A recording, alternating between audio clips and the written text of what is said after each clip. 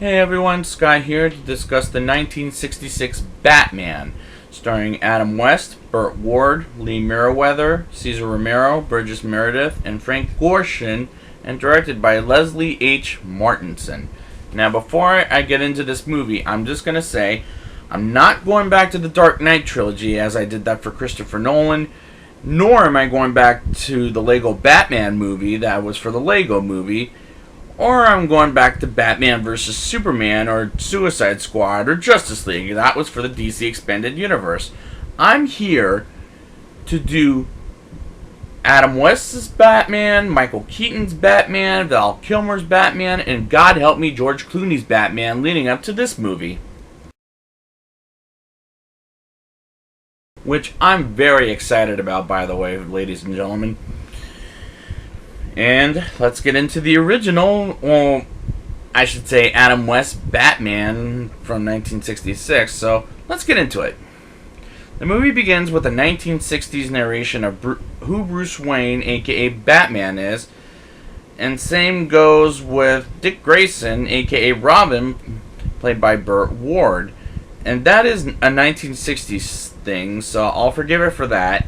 And Batman and Robin flies to the ocean with the Batcopter and sees a boat, as Batman tries to go on the boat, it suddenly disappears. And when they fly away, it looks rather cheesy, green screen bad, and the shark biting on Batman's legs sounds rubbery when Batman punches it off of him.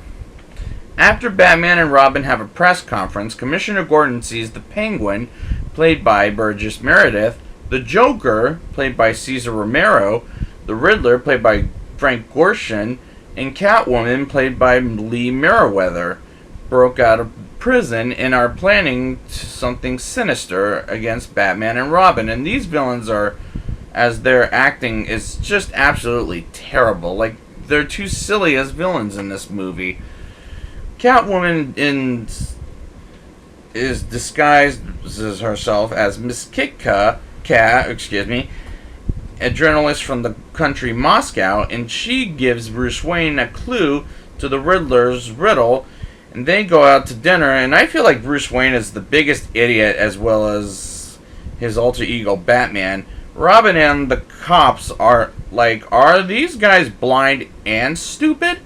Like, this is the most preposterous Batman movie by far. And I didn't say the worst. I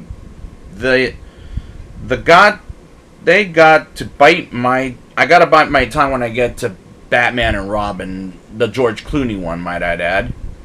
While Bruce Wayne and Miss Kitka are on their date, the Joker and the Penguin and the Riddler capture Bruce, and when they get back to their boat and got him tied up, Catwoman tells them to blindfold him, and again, everyone is blind and stupid.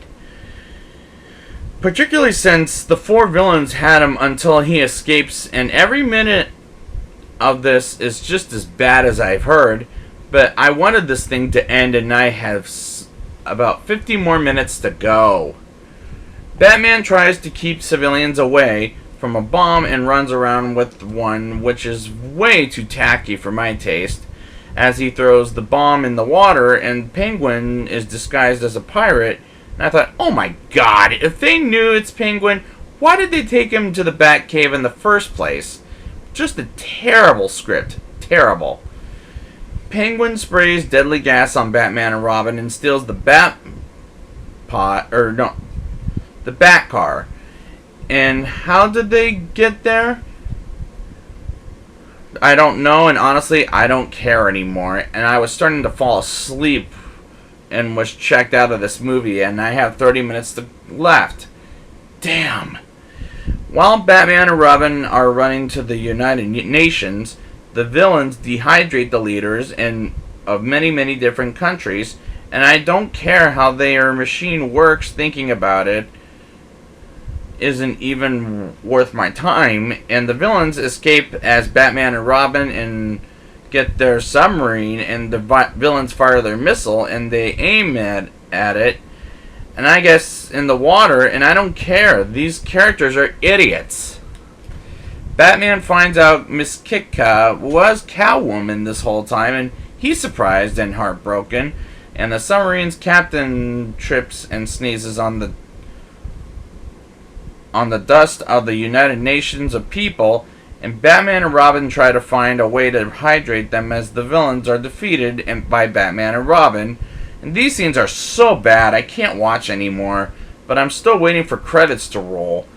But do hydrate the United Nations, and this movie is over, and I was glad to turn it off. Now it's time for the rating. I'll give this movie a 1.5 out of 10. This movie is as bad as I heard.